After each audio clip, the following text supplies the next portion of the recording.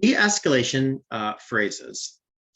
While simple, these phrases help others know that you want to listen, engage, and get to the bottom of the issue. Conflict has many arenas. It happens at home, the office, the family table, hell, even Zoom nowadays. Regardless of the setting or the players, the underlying reason for arguments, disagreements, or beefs, as I used to call them in 8th grade, is usually the same. And if you want to learn how to resolve conflict, you must first recognize it and then be proactive. It's not tone, body language, or specific words, although they certainly play a part. It's interpretation.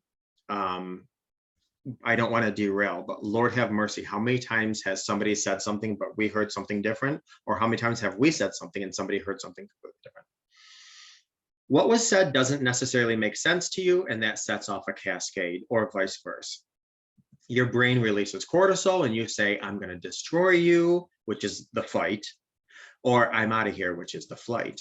Neither response helps, but we tend to the extremes because of our inability to engage in conflict. Boning up on your conflict resolution skills is worthwhile since tension will never go extinct. Even in the best of relationships, resolving conflict starts with recognizing that a problem in the room, a problem is present, and speaking up with the conversation, with the dynamics of the dialogue you're involved with at the time.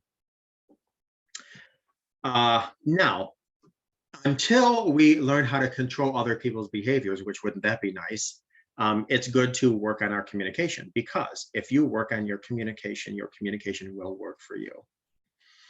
It's smart to have some phrases at hand so you can aid in the conflict resolution, whether it's your workspace, like I said, your home, or any other area.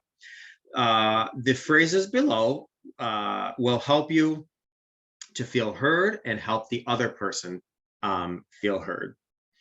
Keep in mind some of these phrases the next time tension boils over or builds. And like I said, will they work all the time? Not sure. Can't give you that guarantee, but I can guarantee that they will help to diffuse a heated discussion. Number one, I really appreciate you willing to discuss this. This is a good conflict resolution phrase for any relationship because basically it lets the person know that you are invested and that you appreciate their time.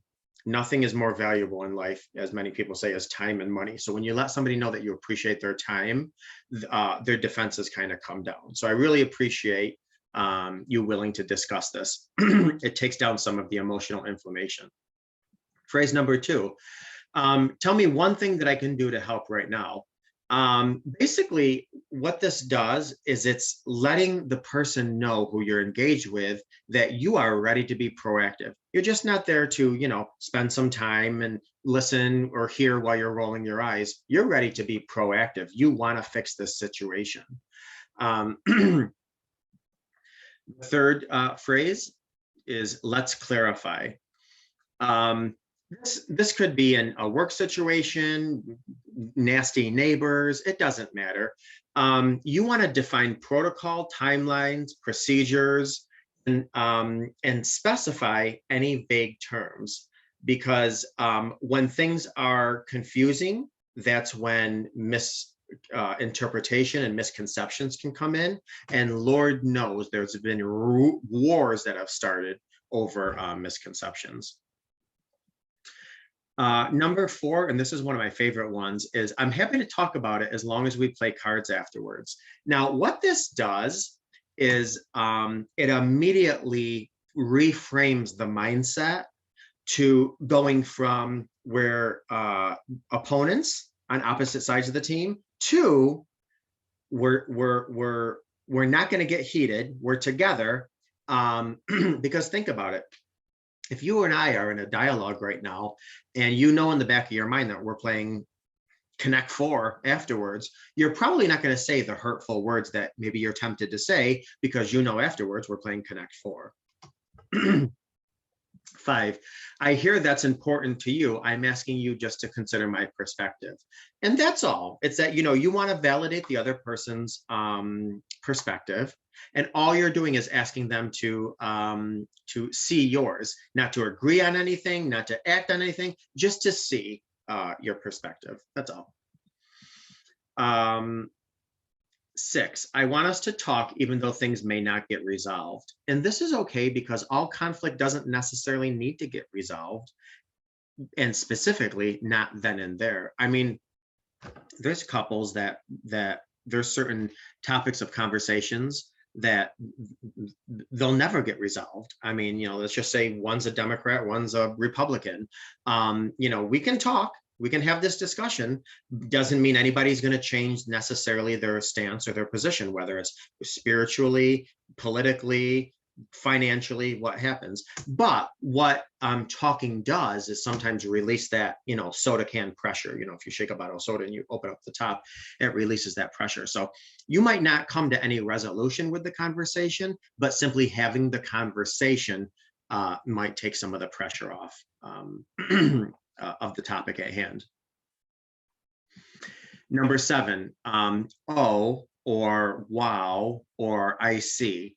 Basically, it's one of the, by saying oh, it's a 2-letter sound that kills time, so you can get more cognitive and less emotional.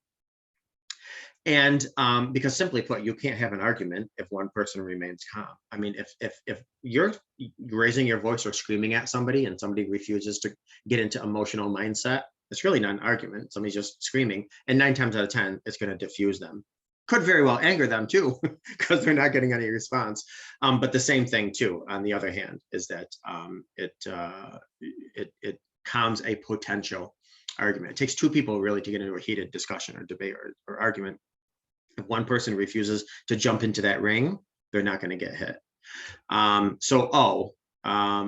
Now I'm going to give you another one that's not even on this list. I just thought about it. If you want to quickly, and actually this I think has been studied scientifically. I mean, all of these have been surveyed, but this one specifically, and again, it's not even on my list for today's class.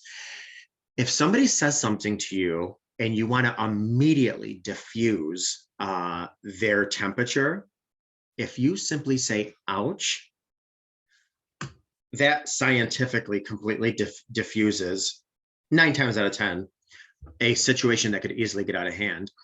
I think what it does is it makes the person that's already an emotional mindset really take a step back and think for a second. And once you are an emotional mindset, your mind is kind of hijacked. But by saying ouch, and the other person has to take a step back for a second, immediately it recalibrates the brain and helps them get out of emotional mindset.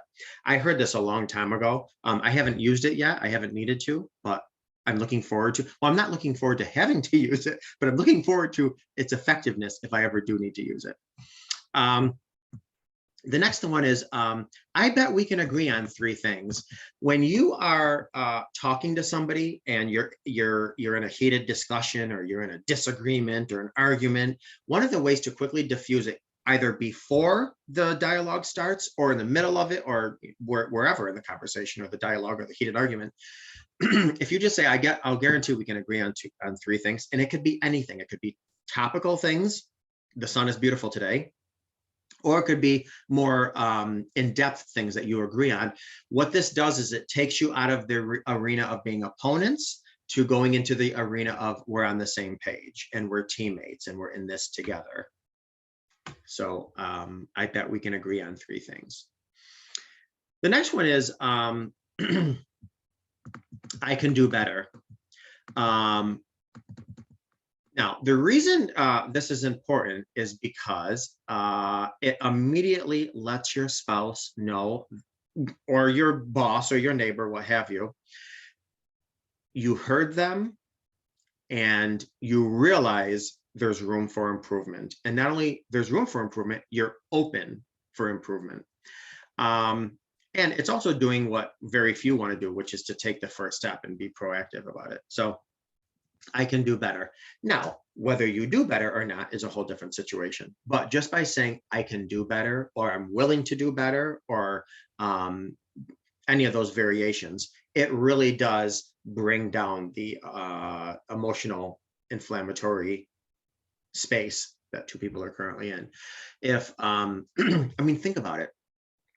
if you are going on and on and on to your spouse, you never bring out the laundry, or you never bring out the trash, you never change the laundry, I'm always doing the dishes, I'm always doing it. And all of a sudden, if you were to hear, I'm sorry, I can do better, it's like, whoa, who am I living with?